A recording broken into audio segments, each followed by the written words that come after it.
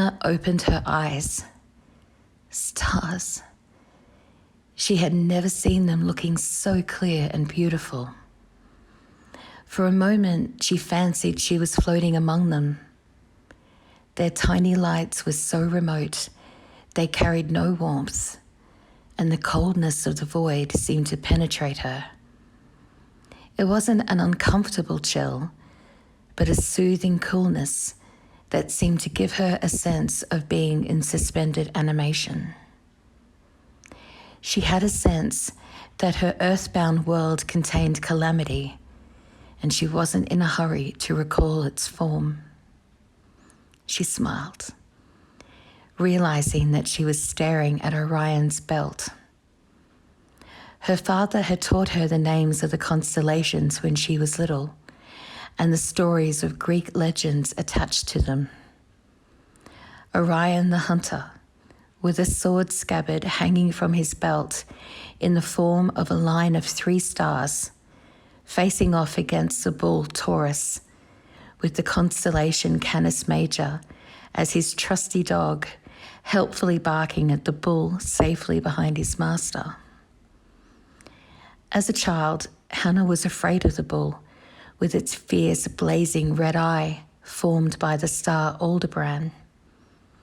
She looked at Aldebaran now and recalled how it seemed, as a child, to represent all the rage in the world.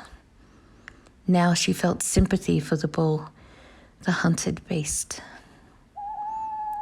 A barn owl hooted nearby, reminding her that she was still a captive of the terrestrial world. She felt the weight return to her as gravity exerted its iron grip, and she concluded she was lying down and unable to lift herself from the ground. A rustle from a bush as a bird took flight caused Hannah to turn her head, and her cheek made contact with soft snow. She scrunched up a handful in her fist and raised it to her face. In the pale light, she could see a darkened patch, and she knew instinctively that it was blood. Her other hand trailed across her abdomen, and pain suddenly shot through her body. She opened her mouth to cry out, but no sound came from her throat. Instead, she heard the steady rhythms of the second movement of Beethoven's 7th Symphony floating across the still night air.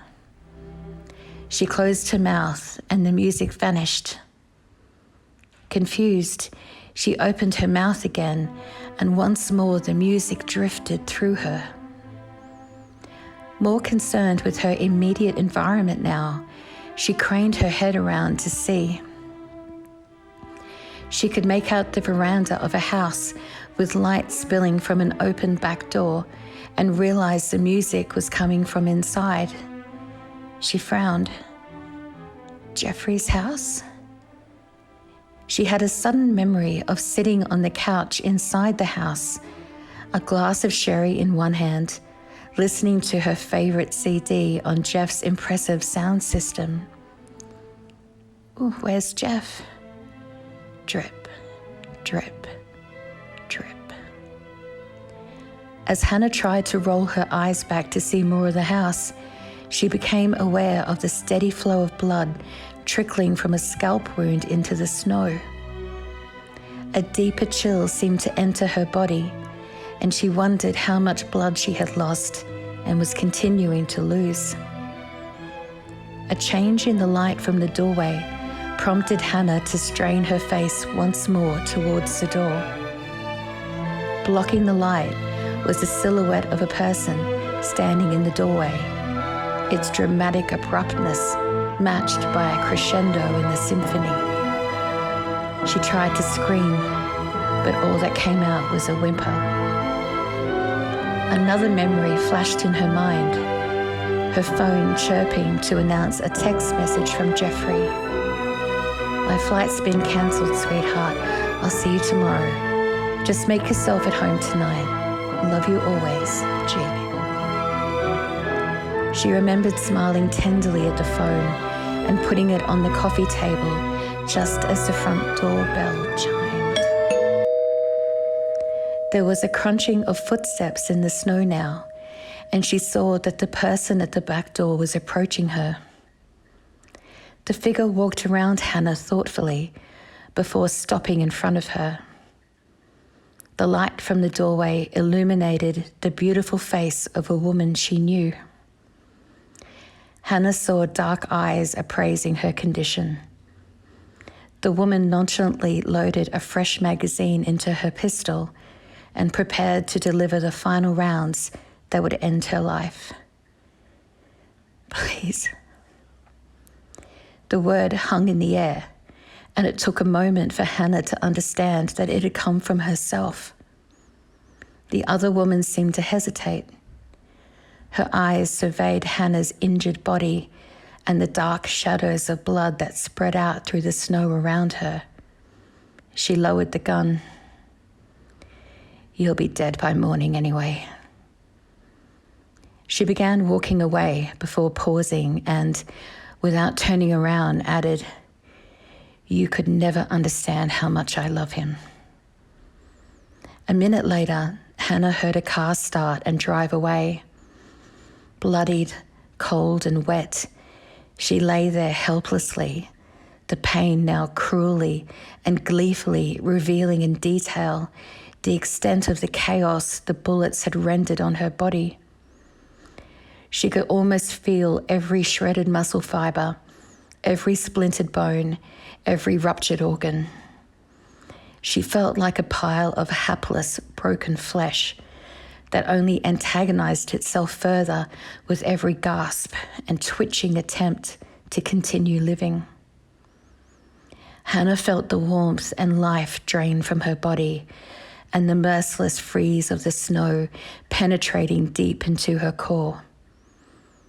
But the worst of it was that Hannah knew she was going to die alone. As someone comfortable in her own company, she never imagined this desolation of the spirit. Even the barn owl was gone. She was forgotten by an uncaring universe and utterly alone. But perhaps not totally alone. Her focus returned skyward, and she saw the familiar tableau arcing across the firmament. Taurus seemed to be looking right at her. The notes of Beethoven's symphony gathered around her.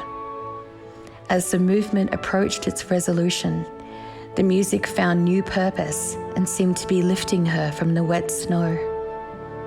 The pain seemed to be receding, and the shadowy trees in her peripheral vision seemed to retreat, and the sky appeared to expand. Hannah looked at Aldebaran, the eye of the bull, the only warm spot in the sky, and felt its benevolence. It was no longer the monster of her childhood. She saw now the nobility of a beast facing its death with courage. The constellation began swimming in her vision and appeared to be running almost like a cartoon, boundless and free, beyond fighting and pain and fear. Hannah felt like a young girl again and smiled. Her last emotion was an odd elation as she rushed forward to run with him. The stars twinkled on.